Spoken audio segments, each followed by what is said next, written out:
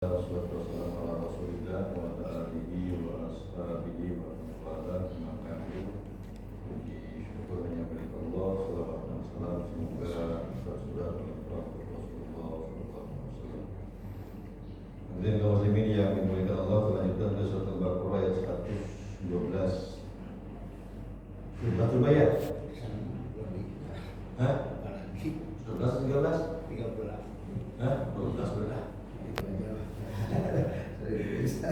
Ini adalah saya Sapian belum gitu. Allah berfirman, A'udzubillahi minasyaitonir rajim. Bismillahirrahmanirrahim. Wa qalatil yahudu laysat an-nasara 'ala syai'in wa qalatin nasara laysat al-yahudu 'ala syai'in wa hum yasluna al-kitab kadzalika qala alladziina la ya'lamuna mithla qawlihim wallahu yahkum bainahum yawmal qiyamati bima kanu fihi yakhtalifun. Ya. Waqalat dan berkata al-Yahud Yahudi laisa tidak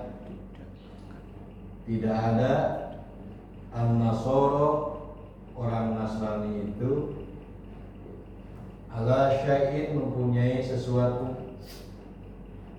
atau kalau dalam ini disebut agama. Wa qalatin nasara, dan orang maqalat dan berkata an-nasara orang Nasrani laisat tidak ada al-yahud orang Yahudi tidak mempunyai ala syai'in sesuatu atau agama, wahum padahal mereka itu baik Yahudi ataupun Nasrani yatluna membaca Alkitab.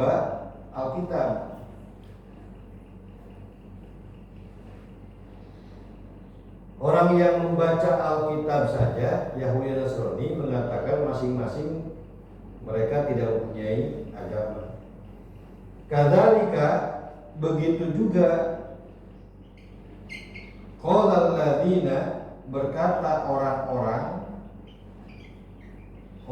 la ya'lamuna yang tidak tahu,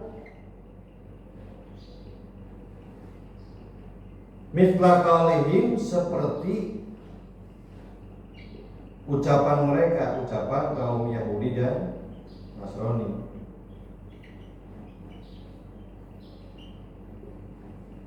Allahu, maka Allah yahkumu akan menghakimi, mengadili bainahum di antara mereka Yahudi dan Nasrani yaumal qiyamati, yauma pada hari al-qiyamati kiamat, bimakan terhadap apa yang mereka fihi di dalamnya yakhtalifun mereka perselisihkan.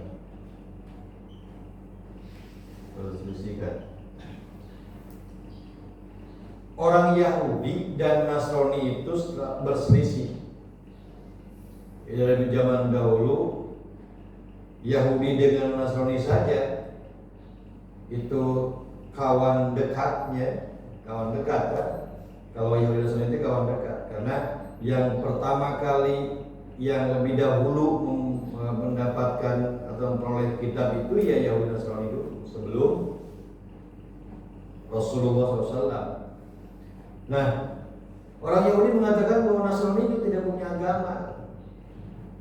Nasrani juga begitu.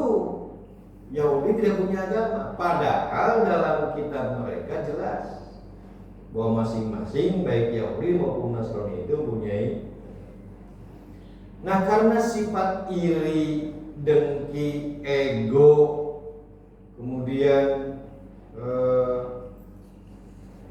fanatisme, tidak mengakui golongan yang lain akhirnya saling menjelekkan. Padahal mereka tahu dalam kitab mereka itu Yahudi punya agama, Nasrani juga punya agama, punya Alkitab. Yahudi punya Alkitab, Nasrani juga punya Alkitab. Masing-masing juga pada tahu karena mereka membaca dalam isi Alkitab mereka bahwa Yahudi itu punya aturan dalam Alkitabnya, Nasrani juga punya aturan dalam kitabnya. Tetapi tadi itu karena iri, dengki, fanatisme yang buta, ya, fanatisme yang buta itu ya mengakui, mengklaim bahwa kelompoknya yang paling benar, padahal pengetahuan tidak punya. Nah, saling menjelekkan di antara mereka. Apa mereka saja yang sudah tahu dalam Alkitab itu, dalam Alkitabnya masing-masing, yang sudah tahu saling menjelekkan, apalagi orang yang tidak tahu ikut-ikutan. Makanya waktu ada dalil qala alladziina la ya'lamuuna mithla qaulihim, orang yang tidak tahu juga sama ngomongnya seperti mereka. Mun urang mah taklid kumaha cek manehna we baheula cek kolot baheula teu apal kana teu maca kana Alkitab. Orang itu taklid buta itu. Dan urang salat da cek bapak urang baheula kudu salat. Teu apal dalilna, teu apal perintahnya seperti apa. Itu karena ini juga sama. Jadi mereka orang yang tahu saja saling menjelekkan satu yang lain, orang yang tidak tahu ikut-ikutan saling menjelekkan. Kadzalika qala alladziina ya'lamuuna mithla wallahu yahkumu bainahum yaumal qiyamah. Allah akan menghakimi, mengadili mereka apa yang mereka perselisihkan. Jadi berselisih, saya yakin Pak, perselisihan itu tidak akan terjadi kalau masing-masing mengakui kebenaran.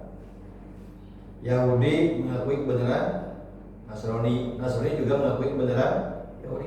Saya yakin tidak akan perselisihan. Yang terjadinya perselisihan itu karena tidak mengakui kebenaran. Tidak mengakui kebenaran kelompok lain, tidak mengakui kebenaran pendapat orang lain. Itu terjadi perselisihan. Makanya kalau seandainya satu kelompok atau satu orang itu mengakui kebenaran dari seseorang, mengakui kebenaran dari kelompok tertentu, saya yakin tidak akan terjadi perselisihan. Terjadinya perselisihan itu karena tidak mengakui kebenaran orang lain. Mending Pak kalau tidak mengakui kebenaran orang lain, kalau ada dasarnya, punya pengetahuannya, punya dalilnya, sehingga tidak mengakui kebenaran orang lain. Ini mah orang yang tidak ngerti, orang yang tidak tahu, tapi tidak mengakui kebenarannya, kebenaran orang lain atau kelompok orang lain. Ini yang seringkali terjadi. Kenapa terjadinya perselisihan? Kenapa terjadi perpecahan di antara umat itu? Karena tidak mengakui kebenaran. Yang sudah jelas itu benar tidak diakui. Kalau orang yang tahu, Pak, orang yang ngerti, saya yakin akan mengakui kebenaran. Tapi kalau orang tahu juga disisipi dengan egonya, disisipi dengan fanatisme yang buta, disisipi dengan kedengkian terhadap satu kelompok atau fanatisme terhadap kelompok, saya yakin perselisihan itu akan terus terjadi. Nah, yang susah itu adalah mengakui kebenaran orang susah. Nah, Yahudi dan Nasrani juga begitu. Yahudi tidak mengakui keadaan Nasrani juga tidak mengakui keadaan Yahudi. Akhirnya apa? Ya sekalipun mereka berselisih. Dan ini juga yang terjadi di kalangan kita. Saling gontok-gontokan. Kelompok yang ini menjelekkan ya kelompok yang satu menjelekkan kelompok yang lain. Mending saya bilang kalau yang tahu mah, kalau nggak tahu wajar lah ya. Kalau yang nggak tahu wajar. Tapi kalau yang tahu terus menjelekan, tidak mengakui kebenaran kelompok atau pendapat orang, itu yang bahaya. Nah, sudah tahu bahwa itu benar, tapi tetap juga dilanggar. Nanti kalau pelajaran bagi di era sekarang itu,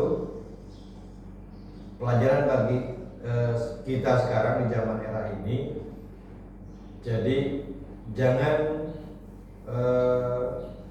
mengingkari kebenaran. Kalau kebenaran memang itu ada dalam Al-Quran, ya akui kebenaran itu. Kecuali kalau memang tidak ada dalam Al-Quran benar, ya jangan diakui.